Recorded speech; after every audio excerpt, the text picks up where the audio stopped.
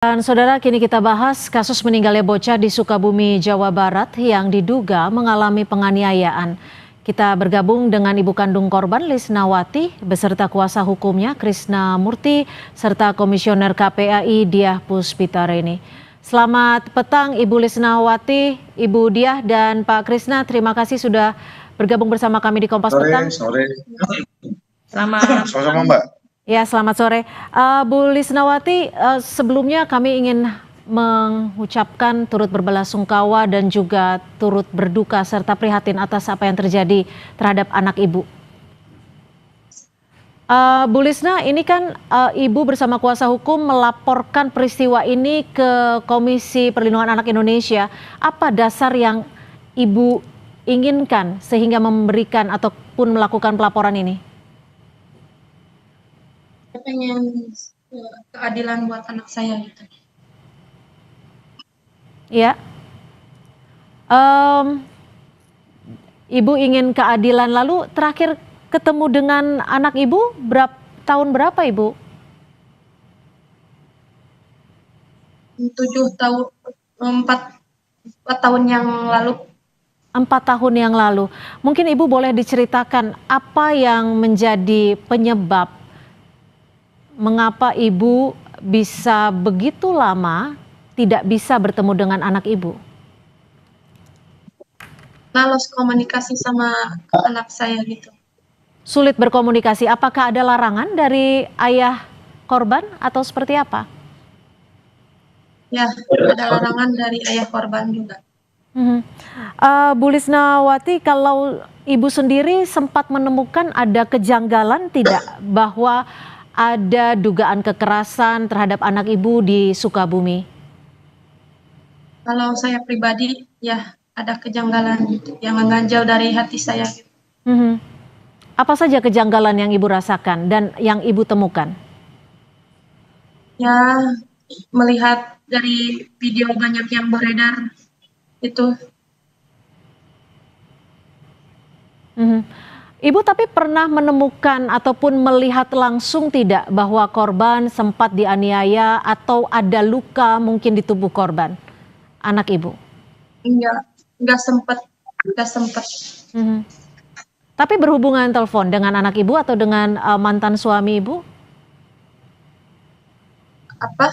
Tapi tetap berhubungan komunikasi dengan anak Ibu sebelumnya?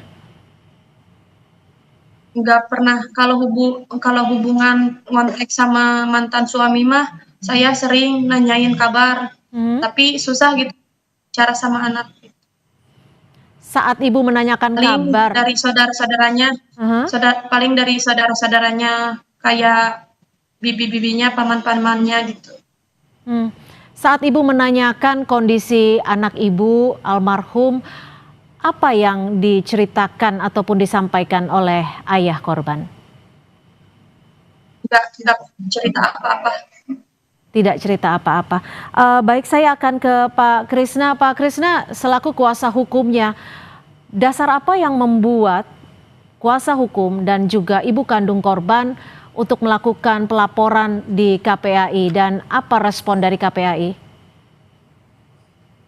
Kami melaporkan minta pendampingan dari KPAI sendiri karena kita minta atensinya karena besok pagi kita secara resmi akan melaporkan ke Polres Sukabumi sebagai korban. Karena kita akan mencari keadilan bukan hanya Ibu Lisnawati tapi juga untuk almarhum sendiri. Perlu saya jelaskan sedikit bahwa Ibu Lisnawati itu dengan bapaknya Nijam itu sudah bercerai dari semenjak dalam kandungan ya. 1 tahun ya, udah lahir.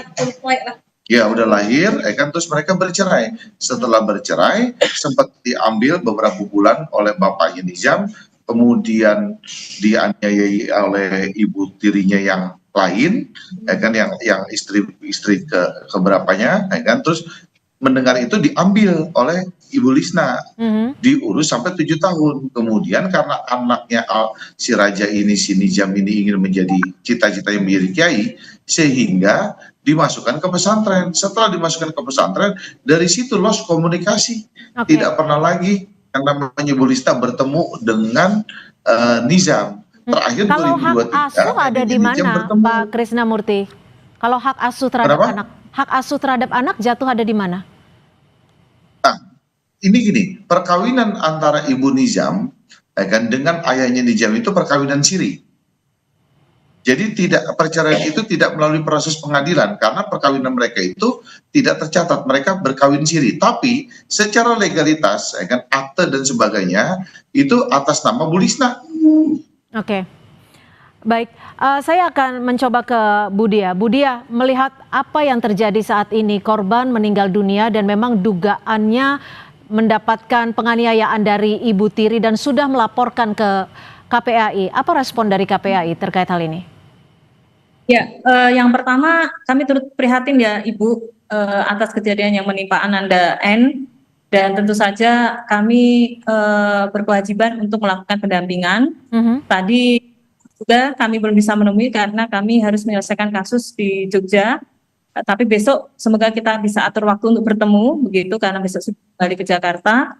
Dan tentu saja kami hari ini sudah melakukan analisis kasus, Mbak, dan sudah dilimpahkan kepada saya. Terus kemudian kami melakukan kajian yang mungkin kami rencanakan hari Rabu untuk terjun langsung ke Sukabumi begitu.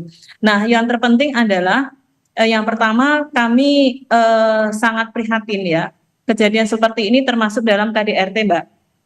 Kekerasan ya, dan KDRT itu ya, KDRT itu ada beberapa macam. Ya, kalau ini terjadi kepada anak sampai anak meninggal dunianya termasuk filisida, ya, kategori pembunuhan yang dilakukan oleh orang terdekat, ya.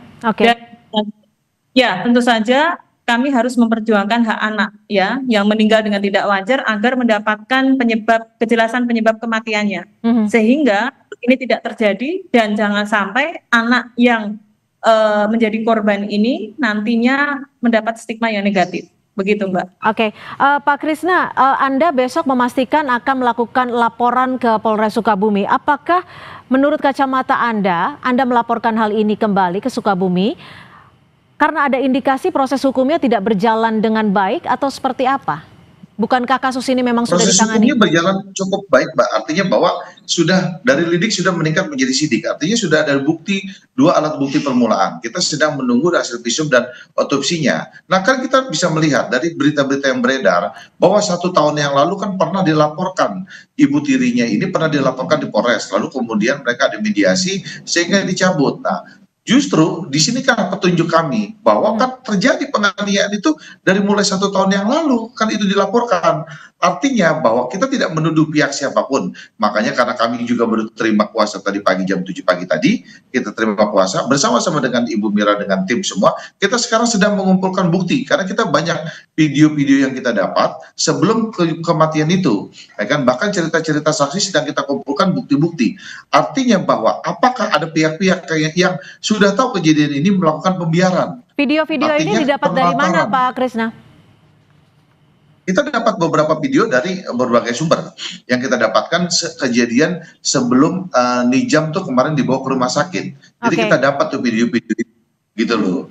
Nah, jadi patut diduga kan ada pihak-pihak yang terkait di sini. Apakah secara bersama-sama ataukah kan dia melakukan pembiaran ataukah dia melakukan penelantaran. Nah, kita akan kaji sampai malam ini. Jadi besok yang akan kita laporkan secara berapa orang, baru kita akan putuskan besok pagi. Bu Lisnawati sendiri pernah tidak melihat ataupun mendapatkan video ini? Dan mungkin terakhir apa yang Ibu Lisna harapkan terkait dengan proses hukum dan upaya hukum yang saat ini sedang berjalan? Ya, pengen secara cepat diproses secara. Bagaimana Ibu? Kurang jelas suaranya? Pengen secepatnya diproses biar terungkap cepat. Kalau dari Ibu Lisnawati, dugaannya seperti apa, Bu, yang terjadi di rumah mantan suami Ibu dan juga Ibu sambung dari almarhum? Sempat pas di pemakaman lihat ada darah di pas jenazah almarhum juga. Tapi Ibu pernah melihat ataupun menumpukan bekas luka almarhum? menemukan bekas luka almarhum atau tidak? Enggak lihat. Enggak, karena kan setelah 4 tahun ketemu tuh dia Ya, jadi jenazah. karena cukup lama waktu tidak bertemu dengan almarhum ya. Baik, saya ke KPAI Bu Dia, kalau apa yang terjadi saat ini, respon cepat apa, langkah konkret apa yang setidaknya bisa dilakukan KPAI untuk mengawal kasus meninggalnya dugaan penganiayaan oleh Ibu Tiri? Sebenarnya sejak kami mendapatkan informasi 2 hari yang lalu, Mbak, kami langsung berkoordinasi dengan Polres, kemudian juga kami berkoordinasi dengan UPTD PPA setempat ya.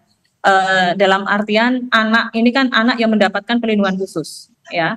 Kemudian kami harus memastikan sesuai dengan amanat Undang-Undang Perlindungan Anak Pasal 59A bahwa prosesnya itu harus cepat.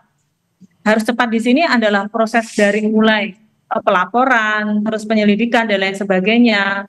Dan kami juga koordinasi terkait dengan tuntutan. Bahkan sudah sampai kami mintakan bahwa tuntutannya itu tidak hanya pelanggaran Undang-Undang Perlindungan Anak, tetapi tentunya bisa juga dilapiskan dengan Undang-Undang PKDRT, penghapusan kekerasan dalam rumah tangga.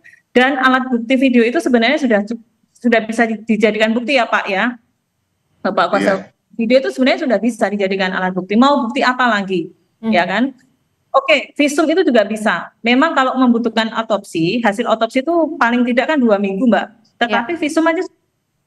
Jadi kalau menurut kami, hemat kami ya prosesnya harus cepat, begitu. Jadi tidak perlu bertele-tele, ya. Baik, terima kasih Ibu Dia Puspitarini, Komisioner KPAI. Ada sedikit tambahan, Mbak. Kan mungkin ada sedikit tambahan, Mbak. Bahwa kami juga akan melaporkan ke LPSK karena beberapa nomor yang tidak jelas, ya kan, Ibu Lisna ini diteror, berbagai macam teroran lah dengan WA, SMS dan sebagainya lah, macam-macam lah. Jadi kami juga akan melaporkan ke LPSK untuk minta perlindungan Bu Lisna. Terornya apa? Singkat saja. Ya terornya apa? Banyak yang itu mau ke rumah gitu.